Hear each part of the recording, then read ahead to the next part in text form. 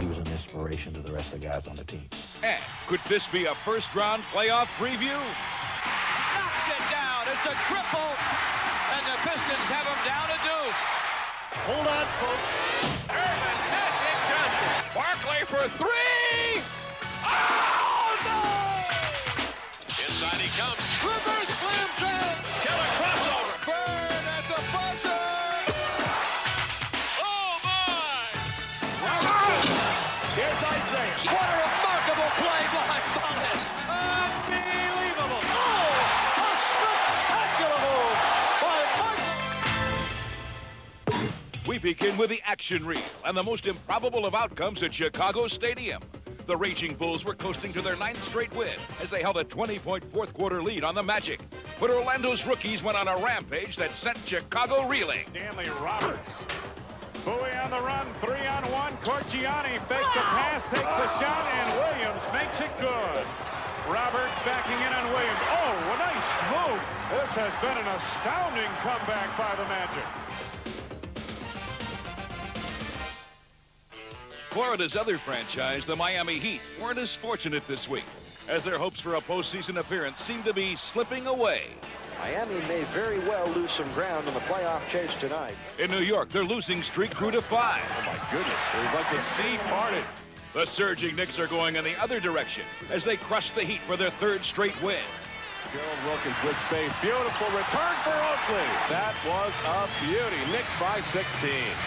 Earlier in the week against Orlando, the Knicks began their 3-game win streak with a bang as they raced past the Magic. Well, look at this, 3-on-1 break.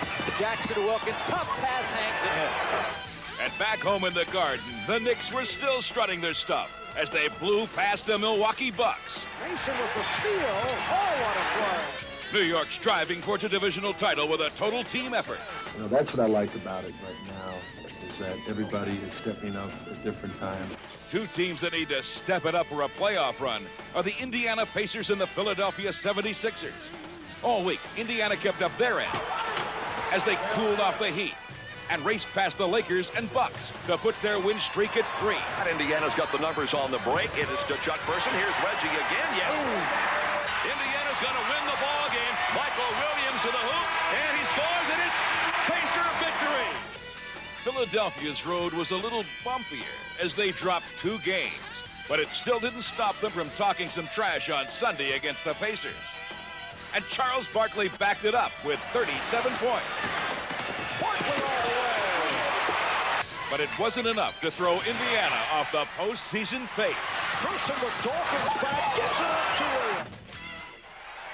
Final seconds, the crowd responds with the Pacers making it 4 straight wins and a club record 10 in a row at home.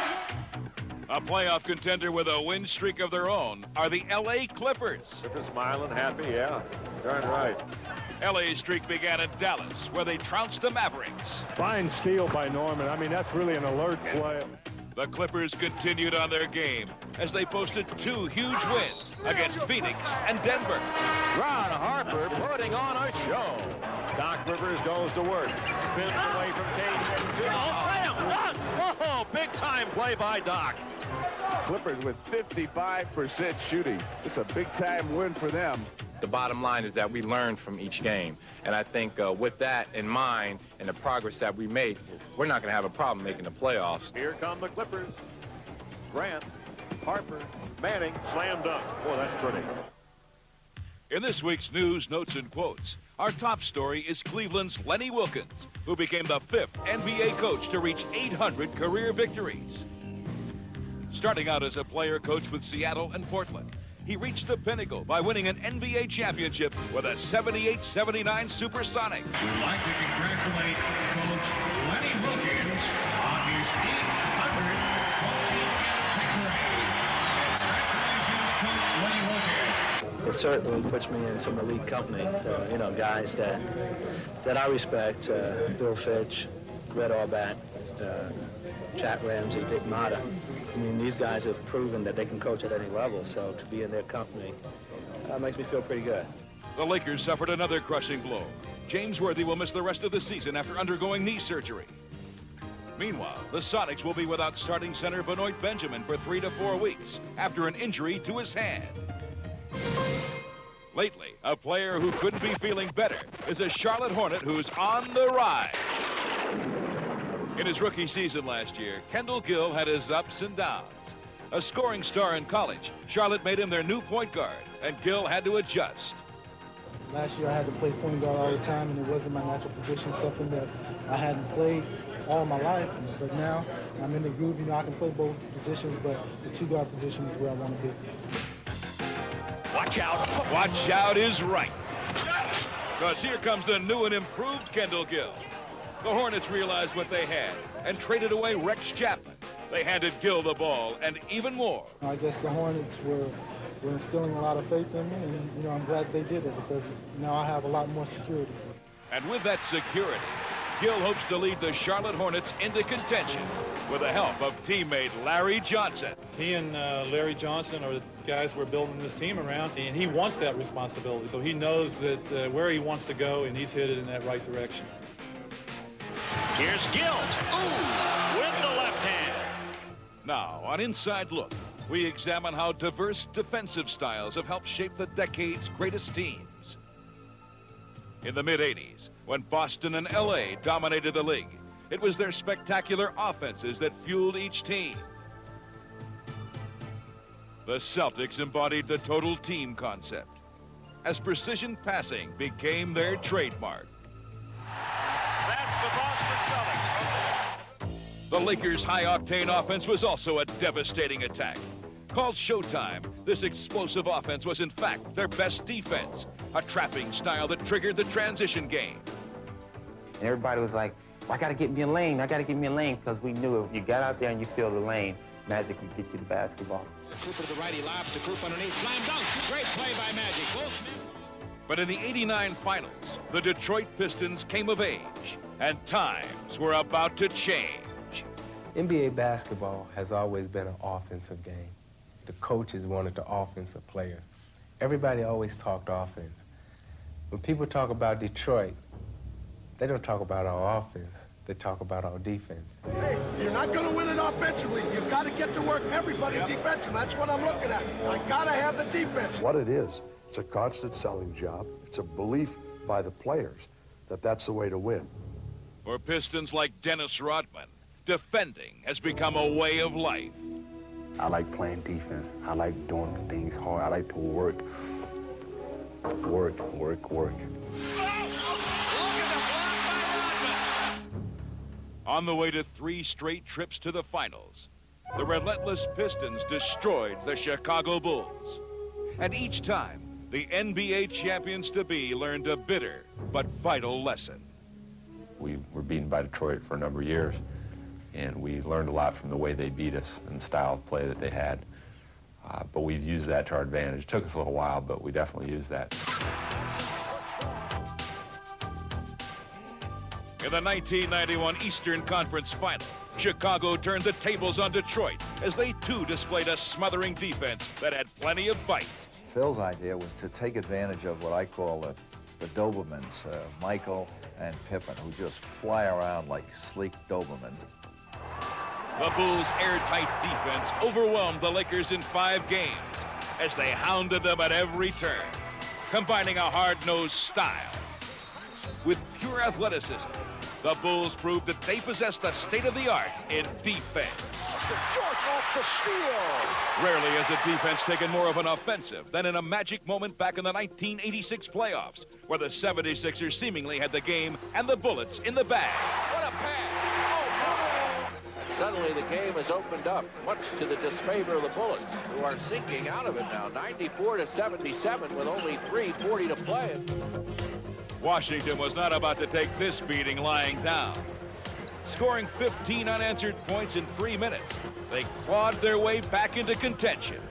The Sixers will need a timeout, and all of a sudden, Philadelphia leads by just 2. Despite their collapse, the Sixers still look like the winner. Miraculously, the Sixers are going to pull it off. But celebrations were premature as Julius Erving missed 2 crucial free throws. Well, maybe I spoke too soon. And now the Bullets would have one last chance to go for the tie or for the win. Here's the play. Dudley Bradley has the ball launched. Good. And it counts. Oh, my heavens. An unbelievable turnaround here. The Bullets' miraculous victory is one of the many great comebacks in playoff history. Yet one team outdid the rest as they surged back from a 29-point deficit for the victory. Can you name the team that accomplished this feat? The answer when we return here on NBA Action. Now the answer to our trivia question. The team that mounted the biggest comeback in NBA playoff history is the 1989 LA Lakers. Trailing 43-14 to the host Sonics, the defending champs mounted a furious comeback to overtake Seattle. No lead is ever safe against Chicago and Michael Jordan. And this week, Jordan was too hot for the Heat. After burning Miami for 37 points, he soared for 40 against New Jersey. There's the alley-oop. Say goodnight, huh? Makes it so easy. Michael made it look even easier against the Bullets with 51 points. Second highest total in the NBA this season. What a spin! Had the ball down around his hip, stuck on his Edge Player of the Week Larry Johnson made a loud statement this week as he threw down 27 against the Spurs. Then showed Philly his all-around game with 34 points, 14 boards, and 9 assists in an overtime win. Barkley on his back. Tough shot, Larry Johnson. What haven't we seen tonight from Larry Johnson? Not anything. Also catching fire was Danny Manning of the Clippers. Manning is the man in LA's playoff drive. He had 20 points and 10 rebounds against the Kings and kept pounding the offensive boards against Houston. Manning gets the shot off, and it goes in at the buzzer. And Manning stayed hot with 27 points in a crucial win over Phoenix. Manning fills the lane, drives, scores, and he's fouled. As Manning gears up for the playoffs, so do the two teams in this week's marquee matchup. On Friday, the Celtics and the Pistons hooked up at the Palace in what appeared to be a first-round playoff preview. And the Pistons took command right from the start as they darted to an early 12-4 lead. Orlando with room in the lane for the sky jam. But the experienced Celtics came back on the sharp shooting of Reggie Lewis and their surprising control of the offensive board. On the drive, Larry Bird with a great lefty stick-back scoop. I don't care how old. The Pistons went up by 5 after the first quarter, but the game was a nip-and-tuck affair for the rest of the half. In the Pistons 40, the Boston Celtics 38 at the intermission at the Palace. In the second half, Boston came out smoking, and their deadly shooting staggered the Pistons. The Celtics shot an unbelievable 15 for 20 in the third quarter to grab a 70-59 lead. Lambeer inside to Orlando, slapped away. Gamble drills it. Guys in green pulling away. But in the fourth, it was Isaiah's turn to get hot as he scored 9 straight points to put the Pistons back in business. Brown pull-up triple from the top. It drops. Isaiah will not quit. He's in one of those zones. Detroit now had the momentum. And after this Joe Dumars three-pointer, it appeared they also had the game. Knocks it down. It's a triple. And the Pistons have him down a deuce. All eyes were riveted on Bird. But it was D. Brown's heroics that sent the game into overtime. In the extra session, it was all Boston and all Bird as Larry led the Celtics to their first ever regular season win at the Palace. Larry Bird for 3. It's through. Nothing but net. 104-99 Boston. And one more classic battle between the Pistons and the Boston Celtics. The playoff picture isn't the only thing up in the air. How about some blocks and dunks as we get in your face?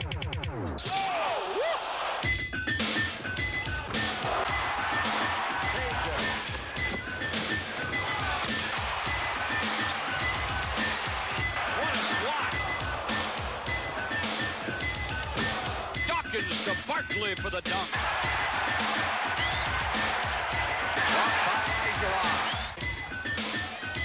Johnson, whoa, that was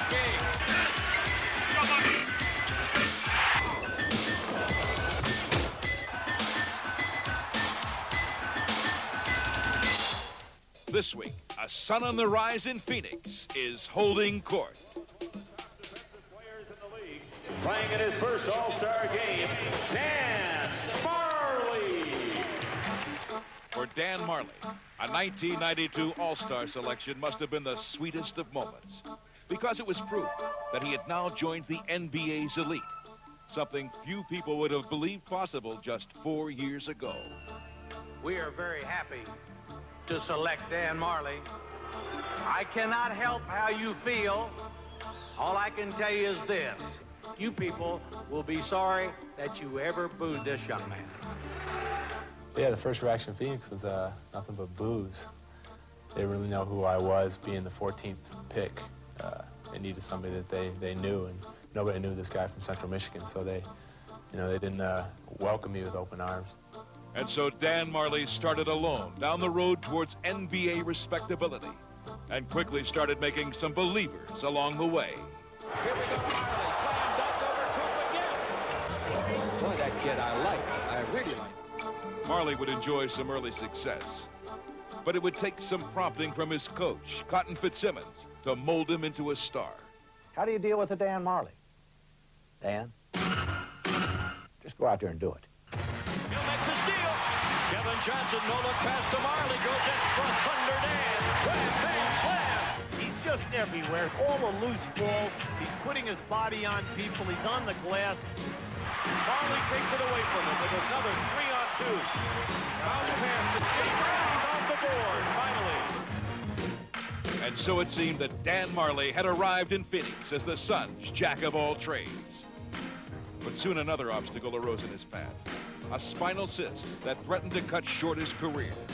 I had no feeling in my right leg and lost like 60% of the strength. So basically I was just playing on one leg, but there was nothing I could do about it.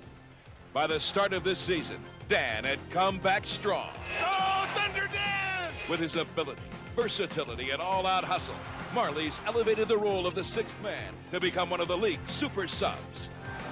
Majerle, another three. Magic number is 3. 3 in a row for the Trays. I think Dan Majerle is a good example of our team. Of pure character, toughness, night in and night out. He was an inspiration to the rest of the guys on the team. That's what I talk about character. Once shunned by the fans, Dan Majerle is now a favorite son in Phoenix. His style of play conjures images of a former virtuoso performer. And in this week's Legend segment, we profile the Sixers' Bobby Jones. The consummate role player, Bobby Jones was known for his ability to finish with either hand and for the way he handled himself both on and off the court. He epitomized what a pro was supposed to be. He was always there, and he was a tough cookie. Though a reliable offensive player, Bobby Jones made a name for himself at the other end of the floor, being named to the league's all-defensive team an amazing 8 consecutive seasons. That's really where my strength was, to be a defensive player and to, on offense, to hit the open shot and be a threat. But, you know, I felt like I tried to know what my limitations were and try to stay within those limitations. But defense wasn't the only contribution that Bobby Jones made to the Sixers. Jones came off the bench to win the first ever Miller Genuine Draft Sixth Man Award in 1983. And that same year, he was a major factor in the Sixers' drive to an NBA championship. I'd like them to say that he was a consistent player who did his best, tried his hardest every game. That's all I can ask for. As always, we've got the top 10 plays of the week, and they're coming right at you. 4, 3, 2, 1. In our courtside countdown. At number 10, the spin move by Ronnie Cycli that made Horace Grant's head spin. Into the lane, scoops it up and hits, and draws the foul. A very quick baseline spin. Cycli with a chance at 3. Number 9, the Blazers' Clyde Drexler throws the T-Wolves off his trail. He scores! Clyde Drexler. Drazen Petrovic took a seat on the Bulls bench while his teammates put on a show. Steal. Got it to Mills. What a play. 2 against 1. To Morris. To Mills. Beauty. Oh, do you love the way they pass the basket? We know Sidell Freed can shoot from the outside, but not this far outside. Oh, from backcourt. A 60-foot two-hand shot goes in from Sidell Freed. Sleepy Floyd gave the Kings a rude awakening with the help of a friendly bounce. Get in there. Ball and eyes. Sleepy has been known to do this. Scottie Pippen shakes and bakes the bullets, then adds the finishing touch. Oh, yeah, he reverses too and then extends. with 2 hands. And number 4, Ron Harper with some mid-air maneuvering. Ron Harper. A little bit of circus. Watch this. That's an outstanding move. Great use of the glass. And the mailman put a special delivery on Akeem's doorstep. Malone puts it up for 2. Boy, what a shot. What a player Karl Malone is. Unbelievable. Number 2, this move by Gerald Glass left the Suns classy eyes. Take this one inside and score it. Oh, wow. Lang was there. Glass threw that up from the hip and it went. Glass can do it. And our play of the week. Avery Johnson takes a shot from Sean Kemp, but gets his own shot to drop. Out and go! Oh, what a shot. I just saw highlight film. I just saw highlight film. Sleepy Floyd coming down. I'm Jim Fagan. See you next week on NBA Action. Trying to go into Johnson, up court Augment. This is going to be tough. He does it. Oh, my.